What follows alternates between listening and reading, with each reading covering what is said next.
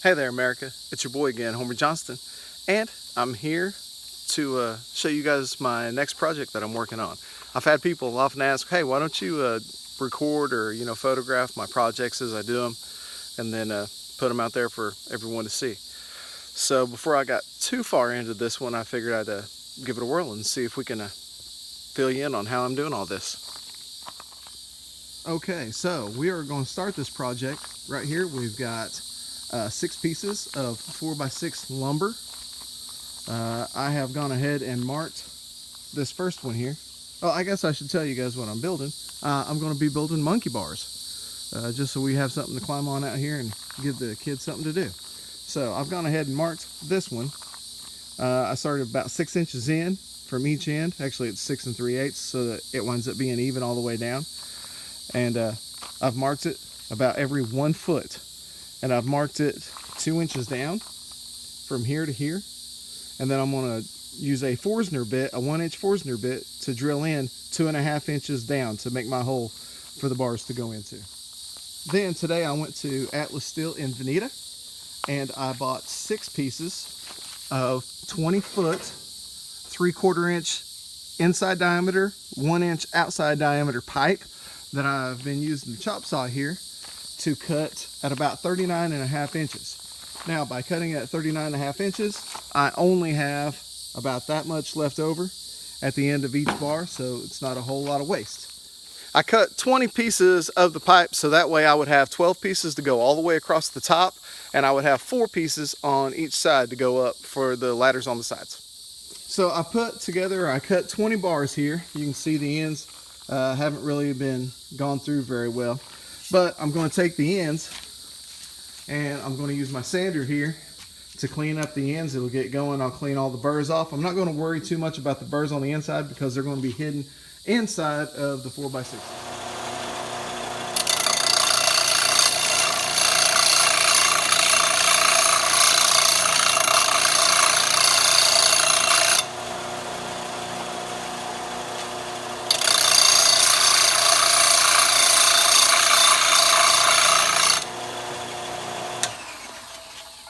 Got it.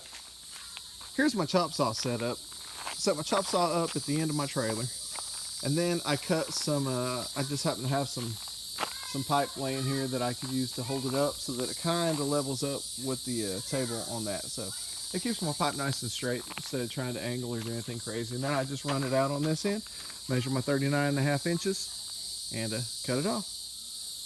Now here's all my pipe after I've ran them on the sander. I've got all the ends ready to go.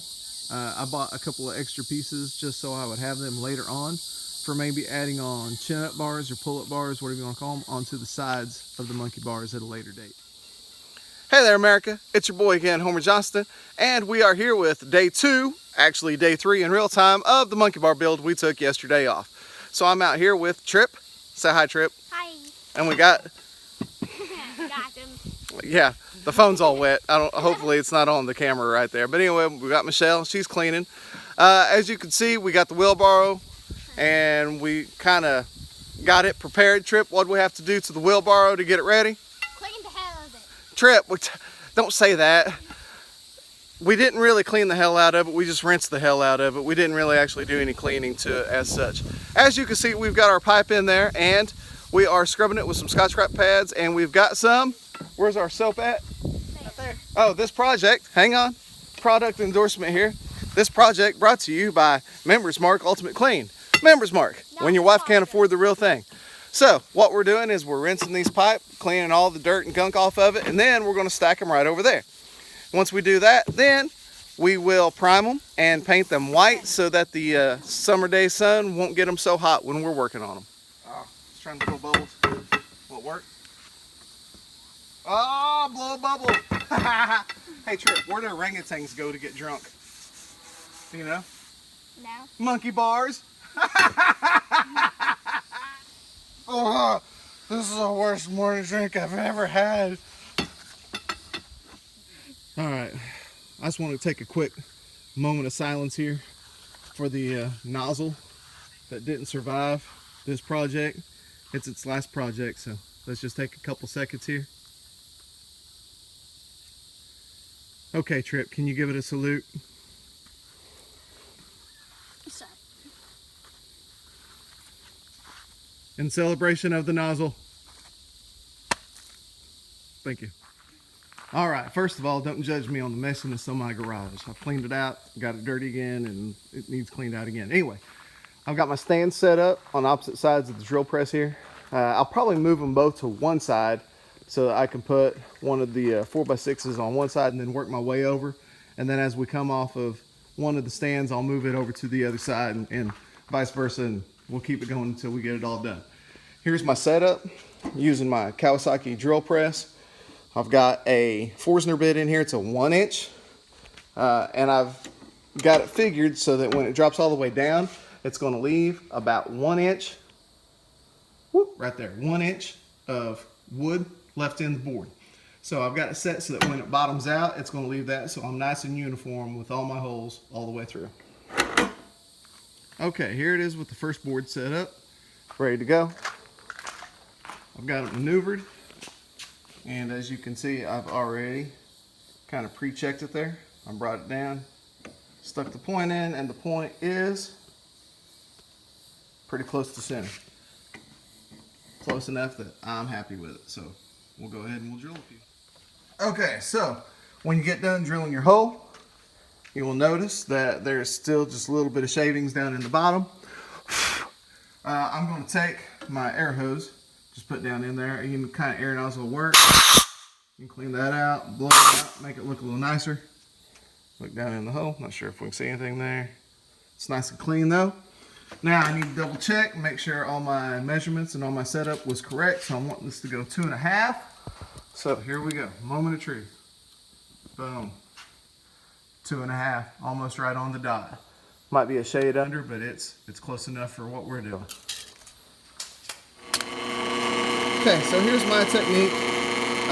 Everybody's probably got a different one. I don't know. I like to start the hole. Go down just a bit. Let it clean out. Go down a little more. About 2/3 of the way. So I go about 1/3 and then the 2/3, and then I just finish it up. Take it all the way down. It's bottomed out. Everything's good. And then let it clean out that way. Turn it off, blow it off, move it down. So here you go. It's got all the holes right here in the first one, all laid out and everything, looking good. I'm not sure why people like running drill presses. It sure seems boring to me. Okay, so full disclosure, I screwed up. I didn't verify the sizes of the pipe before I drilled all my holes. And as you can see, I've got my pipe and it will not go in this hole. So that was an issue. I drilled all the holes and it didn't fit. So I had to go and get a new Forstner bit, and once again, full disclosure, I went yesterday and got one that was 1 1/8 inches, hoping that it would be the right size because I was using 1 inch, and this hole is now 1 1/8 inches. I put the pipe in and it is loose as a goose. So then I decided, well, then I need to go 1 1/16 inches. Unfortunately, 1 1/16 inches is very hard to find, so I did not find one yesterday. I ordered one on Amazon, but I got impatient, so I looked it up and I found a place in Tulsa called Woodcraft. And this one here is 1 1/16 inches, and boom, perfect fit. So I'll be able to glue that in and stick it in and everything will be great. Michelle, she also said that, you know, I'm out here doing stuff. As you can see, my hands are kind of dirty, but she said I'm irresponsible because I'm not using protection while I'm doing all this. So today I went ahead and I just strapped my pistol on my side, so I figured that ought to be enough protection for whatever comes my way. So I didn't have a fancy place to you know, do my paint or whatever, and other people have their techniques. But for this project, I found that an old hub off of a truck worked perfect. Now here's how I'm installing the pipe. I'm taking Gorilla Glue. They say any polyurethane type glue would work. Gorilla Glue's the best example of that. I'm just putting it inside the hole, squeezing around the outsides so that it kind of runs down. The the side of the hole as such. Then, I gotta get the lid on that. There we go. I'm gonna take the pipe, start it into the hole, give it a little wiggle. Then I took this block and I indexed it so it'll fit on top right here. I put it up on top there, just like that. Take the trusty shop hammer,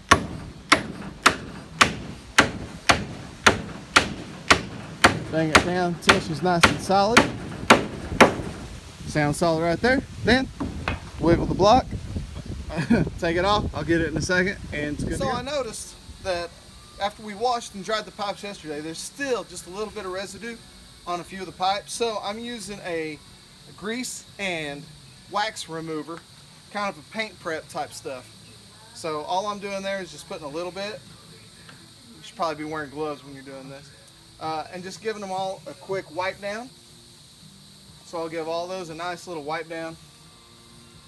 And then, once I let that dry, then I'm just using a cheap Rust-Oleum.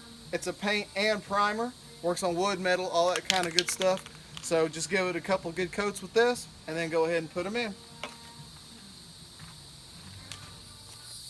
Okay, so now we're going to start on the sides of the monkey bars. We're going to take these 12-foot 4x6s and we're going to cut them down to 9.5. I told you a little bit ago, that's so that we can put 1.5 to 2 foot in the ground and we'll get the top about where we want it. So just got the tape, got a square, got the miter saw so we can do that.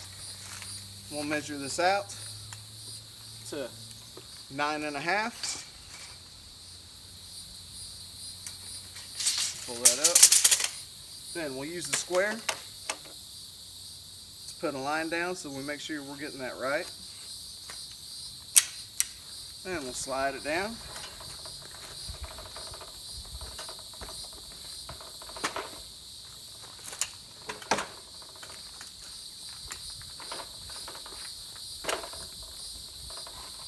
Okay, so just to be, fair and open again, I just tried to shoot this clip, but the saw wasn't plugged in, so we're going to do it right this time.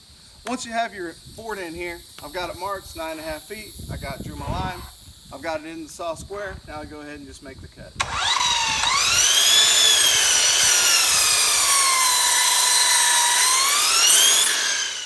So I took my 9.5 foot board. I marked 2 foot up because that's where I want my ground level. That kind of bases all my other marks off. So I'm doing that, and then I'm going to evenly space steps from there up, 15, 30, and 45 inches up. The 45 inches will make it about 4 foot from the top of the monkey bars down to the steps. So even small kids should be able to get up to it. Then on this particular piece, I went ahead and marked a 6 foot mark.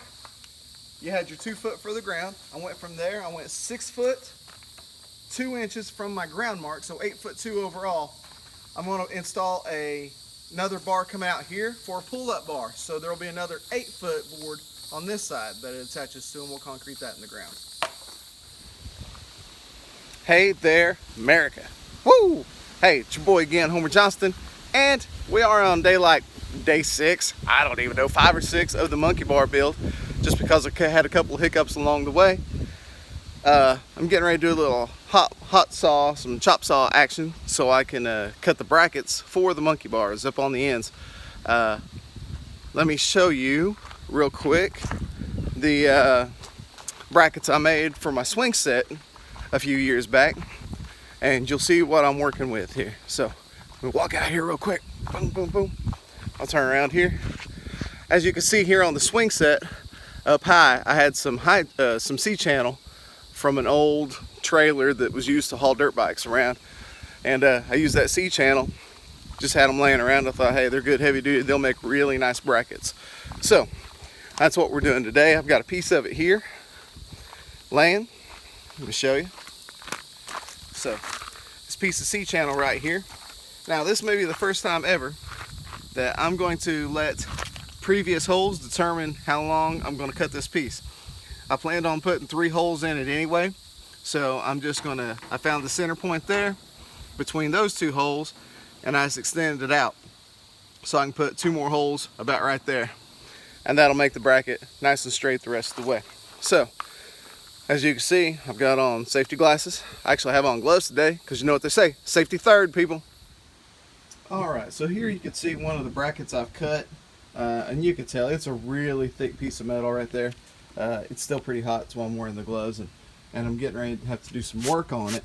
I like to repurpose some of the things I have. I could have went out and bought some brackets that were already ready to go just to hold them together, but I decided to repurpose this. As you can see though, from the chop saw I'm going to go through, I'm going to grind this, and then it's got some little bumps from welds previous that were on it. But you know, like R. Kelly said, I don't see nothing wrong with a little bump and grind. Alright, so here's a little homer trick for you. Since I already know where I'm going to put my screw holes or my lag bolt holes in this bracket, I just took it and set it on my other bracket, lined them up, make sure it's lined up good.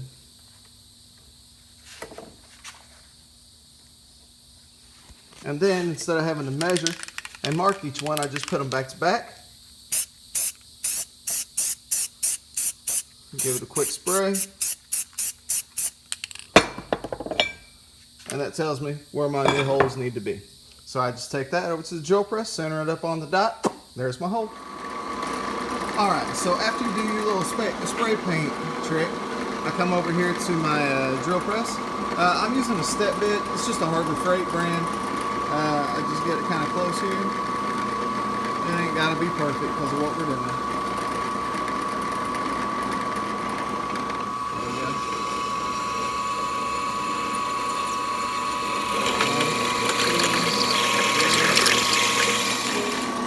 Now, once you get your holes drilled, you want to deburr them on the other side. And I just use that same bit. You just drop it down. And there it is. The reason I did the holes that size was because I'm using a 3/8 by 3 lag bolt. And it's just right for going in. Okay, so here's how we put it together, or start putting it together. I got my impact driver with the right socket to fit these lag bolts, which is a 9/16 head. I got my drill so I could pre-drill the holes. Of course, gloves I got a square so I can make sure that my sides were lined up nice and square. Then I just lined it up, tried to get it about center on the board here, and then I got the seam at about the center. I'm off just a touch, but it's close enough right there. So put it in, seems to be holding tight. Now I'm gonna bring the other one over and we'll do the other end. So the way I'm lining these up, it's 5.5 inches, which means the center point is gonna be 2 3/4. So I'm gonna mark my 2 3/4 here because that's where the center of my pipe are for climbing up. Now I want my pipe there to line up with this pipe down here. I know that this one's at 6 3/8. So I'm gonna go ahead and mark 6 3/8 here on this board. Now, all I have to do is line that mark up with that mark, make sure it's square. I can put the new bracket on. All right, now you can see we've got it together and we've dug the holes. Used the post hole digger on the tractor, and it was still a pain because the soil we have around here is about 90% rock. So we've got everything leveled up. Now we're just gonna put some concrete in the holes and get it all set. And here we go, the finished product. We've got the monkey bars up. We've got everything concrete in. We used about a bag and a half on each one of the holes. We've got the little spinner bar, what I call a spinner bar there. Plus we've got a pull-up bar here so the kids can get up and play on that. It's a fun project. I did not record me and Michelle carrying that thing from over there at the basketball court to over here. She cussed me several times. It wouldn't be fit for viewing anyway. But hey, everything works out and it is what it is. I think it turned out well. Let me know what you think.